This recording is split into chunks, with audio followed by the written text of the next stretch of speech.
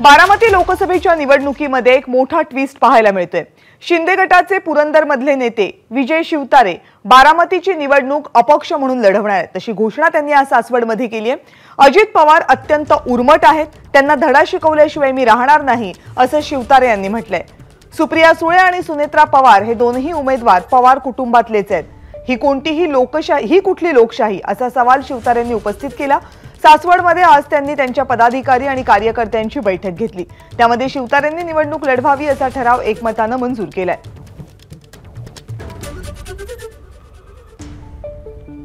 बारामती लोकसभा मतदारसंघातील लोकशाहीला मानणाऱ्या, घराणेशाहीला, कुटुंबशाहीला आणि साम्राज्यवादाला न मानणाऱ्या सर्वसामान्य मतदारांना मतदानाचा हक्क मिळावा म्हणून मी ही निवडणूक लढणार।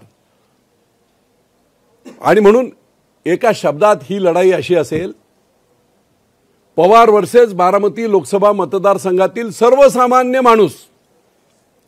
सगळ्यांना यांनी त्रास दिलाय। गाव पेटवायला एक नालायक माणूस लागतो, काडी ओढायला गाव वसवण्यासाठी अनेक हात लागतात। मग अशा प्रकारची उर्मट भाषा त्यांनी केली होती। अतिशय उर्मटपणा जो त्यांचा होता, त्या उर्मटपणाबद्दल पूर्ण बारामती लोकसभा मतदारसंघात जेव्हा मी फिरलो त्यावेळेस लोक असे म्हणायला लागले की बाबा ठीक आहे, दोन्ही आता सुनेत्राताई आणि सुप्रियाताई आहेत, अजित पवार उर्मट आहे।